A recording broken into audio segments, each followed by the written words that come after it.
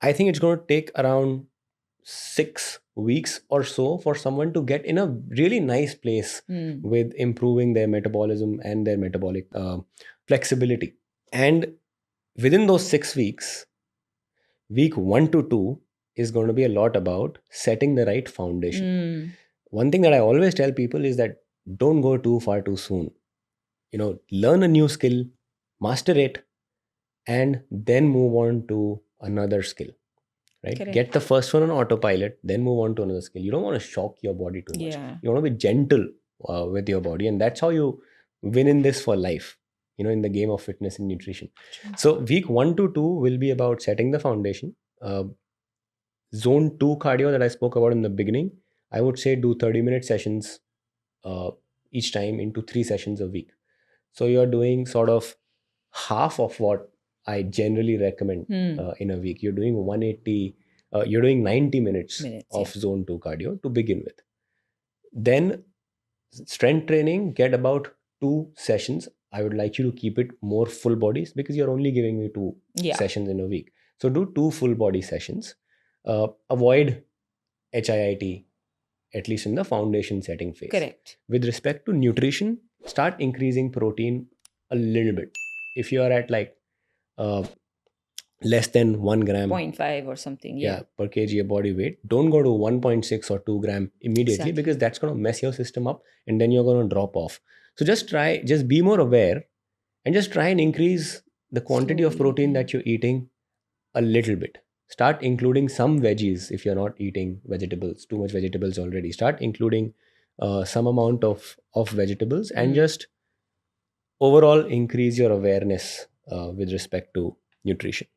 Week 3 and 4 will be more about building capacity, Mm.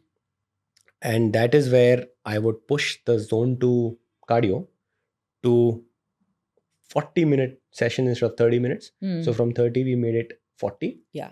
and we'd still do 3 sessions. So from 90 minutes we got this to 120 minutes of zone 2 cardio in a week. And if you were doing nothing, to 120 minutes, or even if you're doing a little bit, to 120 minutes, you will start feeling a lot better. You'll have a lot more energy through the day, and you will recover much faster. Avoid unnecessary snacking. I didn't ask you to avoid limit snacking in week 1 and 2, because don't want to make too many changes. But Yeah. when It's you're in your harder. building capacity phase, Mm. just make sure that you're never eating without a plan.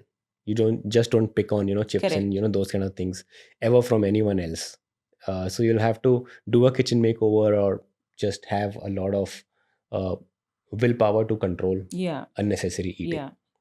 And then week 5 and 6 will be about building metabolic flexibility, pushing your fat oxidation. And that is where we get to a point where you're actually pushing a lot. So you Mm. get to that 3 hours of zone 2 cardio A week. Yeah. in a week. So you would be doing, from 3 sessions, you take it to 4 sessions, and you do 45 minutes per session. Okay. If you can't do 4 sessions, then you do 60 minutes Yeah. session and do it 3 times in a Exactly. week. That's also fine. Your strength training, take it to 3 days in a week, and add one conditioning block Mm. in the end. So in one of those sessions, what you can do is, in one of those sessions, you add a conditioning block in the end and compulsorily do it. Or you can also do HIIT on the fourth day. So you finish your 3 days of strength training and add one more day Yeah. of doing HIIT, and you can do it along with your zone 2 as well. So you can finish your zone 2 and get to it, or you can finish your HIIT and then get Get. to zone 2. So sequence and all of that here does not matter too much, Yeah. but this is the amount of work that I'd like you to do in week 5 to 6, because that's when we are really trying to Push. Yeah. push ourselves and get to the level that we want to Correct. sustain. Nutrition would be around, again, get to that 1.2 to 1.6 grams, higher the better, of protein per kg of body weight. You're also training hard, so protein will be important. Supplement it if necessary. There is no harm with supplementing if you're not able to complete your protein intake. uh, Eat enough fiber, eat sufficient amount of calories, because you've now started to Yeah. Yeah. sort of train a lot. You're lifting um, by now you're lifting heavier weights.